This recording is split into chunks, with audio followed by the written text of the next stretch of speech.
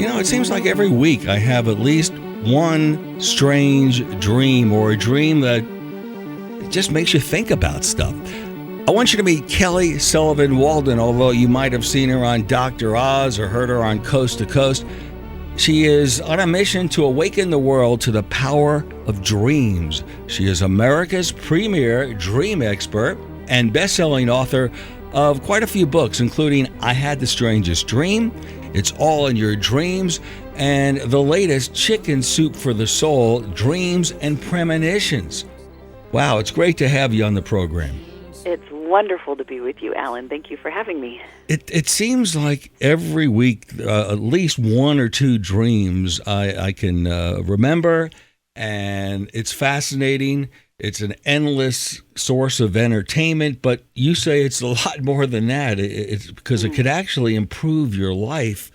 Talk about that. Give us an introduction for people who may not have heard this subject discussed before. Wow. Well, our dreams, if we went all the way back to time, our ancestors would all agree how they would think, how could you possibly live without paying attention to your dreams? How could you possibly know what to do from one moment to the next? I think our ancestors lived step by step, day by day with dreams, and they would tell us if we woke up without remembering the dream to go back to bed and don't wake up and don't show your face at the breakfast table until you've got a dream to share. That's what I think. Wow. And in some ways, we're so technologically advanced in our Western world. In many ways, we've gotten out of touch with some of our more basic ways that we tap into wisdom. So at some point, when technology starts to tap out, we can start to circle back to some of the really basic things. In some ways, it's really cool to have vinyl these days, and retro is in. So in many ways, I think dreams are the next technology. In fact, I was just sharing with somebody, a New York stock exchange woman who's just like bada bing, bada boom, and I said, I think dreams are the ultimate technology for multitaskers. And she was like, oh my God, now you've got my attention. Oh, now really? I'm paying Yeah. attention. Because you can accomplish so much in your dreams. You can actually get insight that can help your career, help your finances, help your health and your well-being. And if you forgot those dreams, then you're just kind of doing things the analog way. So it's actually really smart to pay attention to dreams. It's interesting.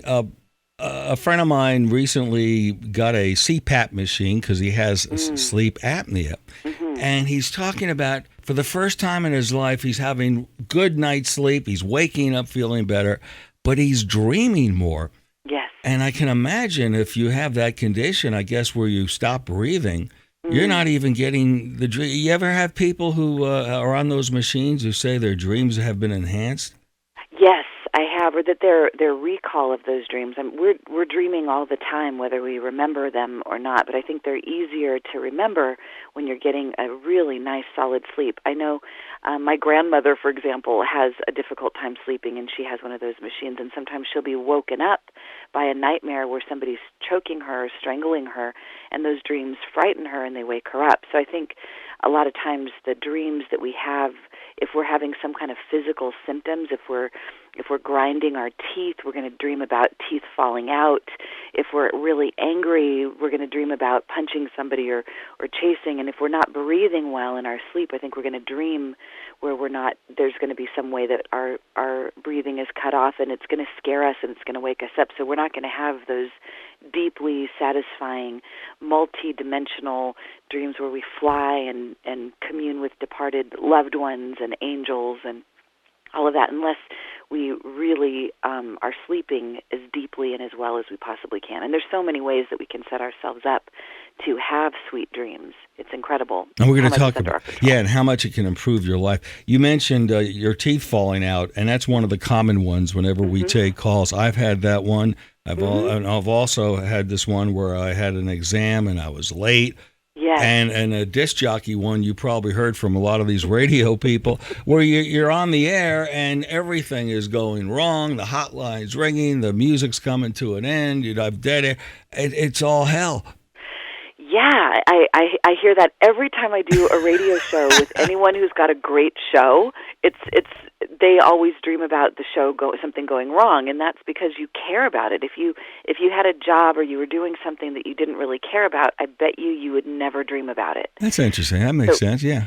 Yeah, so it means that you're invested in it, and your dreams are helping you, even though they're stressful and anxiety-provoking. They're helping you to have a dress rehearsal so that, in many ways, you address all that could potentially go wrong, like Murphy's Law, in your dream, so that you troubleshoot ahead of time so that those things will not happen in your waking reality.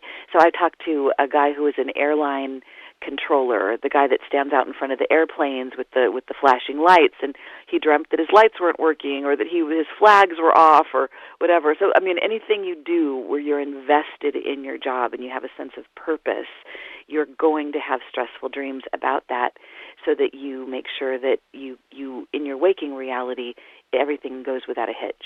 Now, if you're having a nightmare like the nightmare your grandmother had, and if you don't remember it, how does it help you? And even if you do remember it, how does it help you in any way? Or I'm sure it does, but how does it work?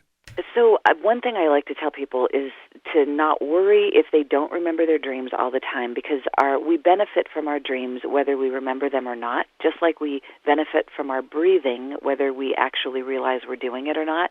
We benefit from our blood flow whether we remember it's happening or not. So there's a lot of functions that our dreams are performing for us without us having to do anything. Where paying attention to dreams comes in is if you want to take it to the next level. So you could say, there's nights where you go to sleep if you've had a stressful day or somebody asked you to make a decision, and you say, I can't think about it right now, let me sleep on it, and then I'll tell you in the morning. You might not even have any recollection that you're dreaming about that issue or that situation, but you wake up in the morning and you happen to be clearer-headed and you happen to be able to have more clarity about what you want to do. And that's without you even having to pay attention. But what would take it to the next level is if you did have a memory of your dream. There was a study that Harvard put out a few years ago that talked about the value of a remembered dream, and how if you remember one single dream, your intuition is enhanced, and your sense of navigational acuity the next day is enhanced. Mm-hmm. So we all have to make decisions every single day. We all have problems to solve every single day, and if we remember a dream, then we tend to do it better, even if we don't know what the dream means. Now, if we want to take it to the next level, we pay attention to how do we interpret those dreams. Yeah, so that's where we get into the 3.0 of it all. Yeah, we're going to be talking about that. Her latest book, Chicken Soup for the Soul, Dreams and Premonitions. Fascinating. Premonitions alone is a fascinating subject. We're talking to Kelly Sullivan Walden. By the way, that is her website, too. Her name, KellySullivanWalden.com. Let's talk about the premonitions part of the book. Mm-hmm. They go hand in hand with dreams, I imagine, but not necessarily, huh? Yeah, well, this is the waking aspect, and I've talked to many people that are really intuitive and really psychic, and they have lots of premonitions, and they say that they don't remember their dreams because all day long they're kind of in that dream realm anyway, so at night they're probably just actually sleeping, and that may very well be the case. I think what our premonitions and our dreams have in common is that they're accessing our higher functionality, our higher wisdom, that our normal, rational, logical mind is a little bit too dense to pay attention to. So there's a term, a friend of mine who runs the Dream Science Foundation, they call it thin walls. It's a syndrome, and it's actually something to aspire to have thin walls. So these are people that have really excellent dream recall. These are people that have great precognition and psychic abilities. It's where the walls between your regular waking reality and the other realm are really thin. Mm-hmm. So you know the difference between when you're in this world and when you're in the other world, but you can kind of stick your hand through that wall and grab something from the other side and bring it over to this side and benefit from it. So in a way, they are related in many ways. I mean, a lot of the stories in the book, you wouldn't necessarily know the difference between some of the impact of the stories are the same between the people that have a big dream that informs their life versus the people that had a big precognition that informed their life. Can I give a Yes, example? please. Sure. I love this story. For some reason, I'm got it on my mind, and I think about it a lot, and I hope your listeners think about this too, because to me I think it's really valid for everybody. So Kim Childs she was actually working as a news anchor, and I won't say where, but she was in the news broadcasting business, and at some point she knew that this wasn't her passion any longer, and she was really starting to she was wanting to become a yoga instructor and have a more spiritual life, but she couldn't imagine how she would be able to fund herself and how she would look foolish in front of her friends and family. So she was really terrified to take the leap, and yet she was feeling more and more day by day that she had to do something radical. So she has a dream that she's standing at the top of a tall cliff, and there's two of her, and one of her jumps off the cliff and lands all the way on the ground, splat. And there's a big group of people that surround her, and they're oohing and awing and, oh my God! And then she gets up from the ground, brushes herself off, and walks away in the direction of where she wants to go. And the version of her that's standing at the cliff is watching all of this saying, oh my God, even if the very worst thing that could happen to me, meaning that I fall, I fail, and I look foolish in front of people, I'm still going to survive, and I'll just brush myself off and I'll just keep going. So even if the worst thing happens, I'm going to be okay. So that version of her standing on top of the cliff says, well, I might as well give it a shot as well. So she jumps, and just like in the movie Aladdin, a magic carpet comes out from underneath her, and it carries her all the way across the chasm to the other side where she gracefully lands. So she wakes up from that dream feeling absolutely certain that she's going to make this leap, and she does within a very short period of time. And within a couple of years, she's really landed, and she's made a career of it. But she said there were bumpy moments in those couple of years where she did have a couple of days of couch surfing, and that wasn't great for her ego, but she dusted herself off and she was okay.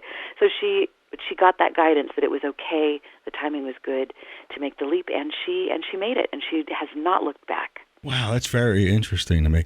It's fascinating. So in other words, if somebody has a problem, let's say they're having financial problems and they're just thinking about it all the time, they have a dream randomly about financial problems or about making money or doing something that's successful, and that alone, it's as if your body creates that dream or kind of creates the plot line, and just the having that dream and the exercise of observing what happened inspires you subconsciously to do it? Yeah, the metaphor that I like to use is the iceberg. So, when you see an iceberg, you see the little bit sticking out from under the water, and we think, wow, there's an iceberg, but there's this gigantic thing under the water that we can't see.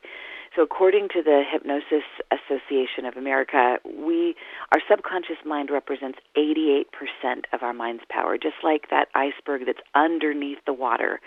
And our conscious mind represents 12% of our mind's power. That's that little teeny bit that's just peeking out that we can see, that we relate to.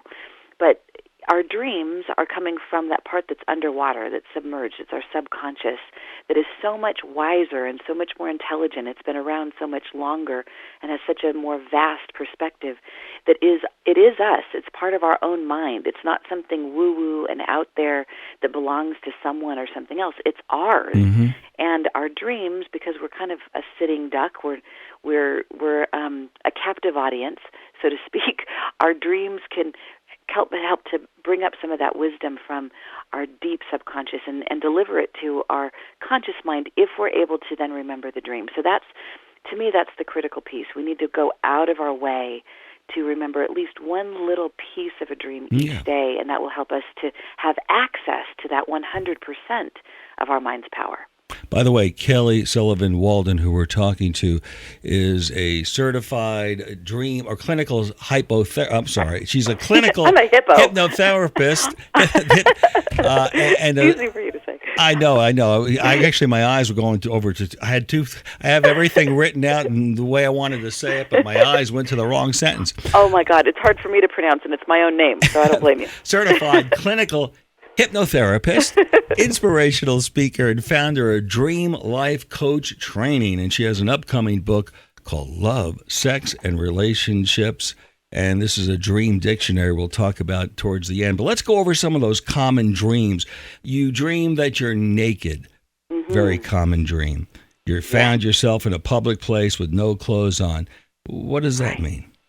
Often a dream where you're naked in public and you're uncomfortable about it. It's usually that you're exposed. You've said something maybe that revealed too much about yourself, like me on the radio with you right now. Who knows? I'll probably dream about being naked tonight because of my mouth has a way of running away with me. But often it's like feeling that you're transparent, that you're not hidden well. And in a way, I think that naked dreams are great because in a way, I think we're in an ideal world, we would live transparently. We would live in such a way that we had no secrets, that we had no shame. So if we wake up from a dream where we were naked in public and we were embarrassed, then this is like an X marks the spot. This is showing us what work we have to do to heal any shame, any guilt, any worries that we have, so that if something about ourselves were revealed, then we would be okay with it. We want to live in such a way where if something was revealed, we'd be fine with it. So these dreams are helping us to integrate that. Kelly, if you feel like, now I can't recall having one of these dreams. I've heard about it, and I'd love to have one. I really do. But quite a few of my listeners talk about dreaming that they're flying. Oh, yeah. These are wonderful dreams. I consider these to be reward dreams in some way, kind of a reward for having done something really well, having stretched yourself, and it's like a pat on the back saying, keep going, you're on the right track. Because a dream where you're flying is an experience of your true nature. It's you beyond the confines of your ego's limitations, beyond the confines of anything that you worry about in your life. It's like you have that opportunity to really rise above who you think you are and connect with your more spiritual aspect of being and get that higher view. And sometimes I talk to people and they say, I was so disappointed when I wake up from one of these dreams. It was such a wonderful dream. And I say the thing is that with a dream, the dream isn't over just because you woke up. On a parallel plane, I believe our dreams are continuing. So a flying dream can actually become a wonderful prompt for a meditation. You can go back inside that dream and reconnect with how it felt to fly, how it felt to soar, how it felt to feel really light, and contemplate that feeling tone before you step into a meeting where you're going to be challenged or where you have to present yourself or where you're up against something difficult in your life. Contemplate the way you felt when you were flying and see if you can bring some of that energy into your relationship or into your job or your health situations. Actually, I know a woman that had a really severe health challenge. She was diagnosed with brain cancer and had a dream where she was floating, not so much flying. And my suggestion to her was that she meditate 5 minutes a day on how that felt to float and feel so good. And 6 months later, I got an email from her saying, I did exactly what you said, 5 minutes a day. I did it religiously. I focused on flying, and I would feel so good. And I've gone back for an x-ray, and my cancer is gone. Oh, wow. So she does this while she's wide awake. Wide awake, exactly. So this is where you really bridge the gap between your sleeping and your awake aspect. And by bridging the gap, it's like you're really accessing the full iceberg, so to speak, the full being, your full mind's power. And this isn't that rare of a situation. I've heard many instances where people get a very specific image from their dream that's wonderful, and in the middle of a health crisis or a financial crisis, they focus on that image, and it empowers them so much that it gives them the experience of like a quantum leap in how they would otherwise handle that situation. How do you know if you're having a premonition? I mean, what is a premonition? Just a thought, or do you see things, or does it come when you're sleepy? How do you know you're getting a premonition? I think everybody gets them a little bit differently. Some people are extremely auditory, and they'll hear a voice that it might sound like their own voice, but it just sounds like it's coming out of nowhere. Or it can be through a synchronicity. It could be through you're thinking about something kind of random, and then all of a sudden a song comes on the radio and it Wow. mimics those exact words. Or You just read my mind. I was going to work in synchronicity to all this, and you bring it up. Continued. I'm sorry I interrupted you. In fact, I'll just as a little sidebar here, the next Chicken Soup for the Soul book that we will be asking people to submit their stories for, it's going to be Chicken Soup for the Soul, Dreams and Synchronicities. So it's very much focused on dreams and synchronicities. But premonition works in that way too. Sometimes it's a feeling. Sometimes it's a voice. In my experience, and I encourage people to explore this themselves, you don't necessarily know it's a premonition until something in your three-dimensional world shows up to affirm that this is, in fact, affirming that you saw something or you heard something and you're on track. So you don't always know that it's a premonition until something confirms it. Something might tell you to stop. Like I was living in Japan, and this is a very simple thing. I was walking down a street that I used to walk down every day, and something just told me to stop. For no reason, I stopped. And there was a car that jumped up on the curb and came out right in front of where I was, and I would have gotten hit. Wow. And so how did that happen? In some ways, if we're relating to ourselves from our 12% logical self, then something like this seems really strange and really random. But if we're relating to ourselves as this whole-brained being with 100% access to who we are, then it's not so strange that we would have eyes in the back of our head and that we would be able to see a little bit into the future or a lot into the future or into the past. So it all depends on how we relate to ourselves. One of the stories in the book, can I give another little example? It's actually the last story in the book. It's called Stella Sky. A friend of mine wrote this story, and he is not a dreamer at all, but he's a writer, and he's incredibly intuitive when he's writing. When he sits down to write, he will write a screenplay or he'll write a story, but he'll also start getting thoughts that relate to higher wisdom that he has no idea how he's accessing it. So he accesses it just through sitting down and writing. And he tells a story about being on a lake in Minnesota, and his friend was visiting him with her daughter Stella. And Stella was about 12 years old, and actually that's not true, she was 9 at the time. And while she was swimming in the lake, he was kind of reminiscing what it was like for him to be a kid. He was kind of reliving his childhood through her, and he had this very vivid image that came to his mind about this whole story that he would write about Stella and about what she would do. And he ended up writing this whole series of children's books called Stella Sky. But he became so psychically attuned to Stella as he was writing the book about her, he started to cry. And he's not an emotional guy at all. And he started weeping because in the story he was writing that she got really sick. And he was thinking, oh my God, I don't want anything to happen to Stella. She's so precious. So he picked up the phone and he called his friend, Stella's mother, and said, how is Stella doing? And she said, well, I'm at the hospital right now, and Stella's not well. She's got a really bad fever. And he was like, oh, my God. So he was really, really tapped into her.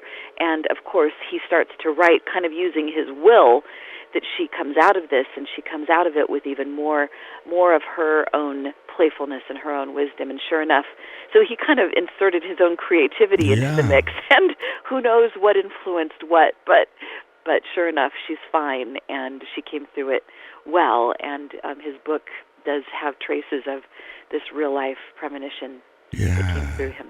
Yeah, some people might just call it a strong gut feeling, but where does that gut feeling come from? And another story you have real quick is the woman who was having a reoccurring dream about breast cancer, and and the doctor had said, "Nah, you don't have it," and she kind of said, "Yeah, do a test." She does a test, and she does have cancer. Exactly. Yeah, this is. I've heard many stories that are the reverse, where the doctor says you have cancer, and the person dreams that they're fine. And then they go back and tell the doctor, no, I'm fine. And the doctor says, you're crazy. And, oh, yeah, sure enough, you're fine. In Kathleen O'Keefe Canavas, her instance, it was the reverse. She had her mammogram, and it was clear, but there was a monk, a hooded Franciscan monk. And she's not Catholic, so it's odd that she would dream about a Catholic Franciscan monk. So, by the way, pay attention to those odd symbols that really seem to make no sense at all. Usually that's like a billboard saying, pay attention, pay attention. So the monk pointed at her breast and said, you have cancer right here. And this happened on several occasions, and just like you said, Allan, she went back and forth to the doctor saying, I need a biopsy, can we check this? And they finally did exploratory surgery, which they were very reticent to do, because no doctor wants to do exploratory surgery unless there's some evidence that there's a reason for it, because they could get sued. But she signed every waiver necessary to say, I'm demanding this surgery. And they did the surgery, and sure enough, stage 3 cancer, and it would have taken her out. It probably would have killed her had they not taken it out when they did. And she's got a double mastectomy, and she now is, I just saw her not that long ago wearing a tennis outfit. She'd just come off the tennis court, and you would never know that she has had a bad day in her life, never know that she is a breast cancer survivor. And she's amazing. She's a miracle. And she would not be alive today were it not for her dream. That's great. You mentioned symbols. We haven't had a chance to talk about that. I guess it could be anything from a snake to dogs. I think I heard a dog in the background. You have a dog? That's my dog. I have my puppy. I got a new puppy, and he's actually sleeping about a foot away from me. So, so we do this. Sweet. Yeah, the best. Yeah, the dogs are great. I love cats too, but dogs are amazing. So to talk about some of the more common symbols, what they mean. Yeah, well, let's talk about dogs. Some people dream about dogs. I know I do. I do. Well, yeah. My big disclaimer for everyone is because my first dream book was a dream dictionary, and there's some people that say, "How dare you tell me what my dream means?" And the disclaimer in the front of my book is that you and you alone are the best interpreter of your own dream. You should always come back to your own guidance, where a dream dictionary or somebody like me, who is a frequent flyer in the realm of dreams, can come in handy, is that I have a sense of the larger archetypal perspective and some of the collective meaning. So if it makes sense to you, then great, keep it. If it doesn't resonate with you, then consider that you're one step closer to identifying what does resonate for you in terms of what your dream is telling you. So as far as I'm concerned, a dog represents unconditional love. Our dogs are our best friends. Our dogs forgive us even if we forget to take them out for a walk, or we forget to feed them, or we accidentally step on them. They forgive us, and they are always there for us, and they love us unconditionally, and they're always there. And in some ways, I think of dogs as being kind of like our animal aspect of ourself, our instinctual self. And many of us who live in the Western world have lost touch with our instincts. We pay so much attention to technology and clock time, and we forget to eat, we forget to go to the bathroom, we forget to connect with real people, and these dreams about dogs, or even any animal for that matter, are reminding us to pay attention to our gut instincts. This is great. We got to definitely have you back. And as I said, we got to take some calls. It's Kelly Sullivan Walden. She is America's premier dream expert. And the latest book we're talking about, the one that's out now, Chicken Soup for the Soul, Dreams and Premonitions. And coming up, another book soon, Love, Sex, and Relationship, Dream Dictionary.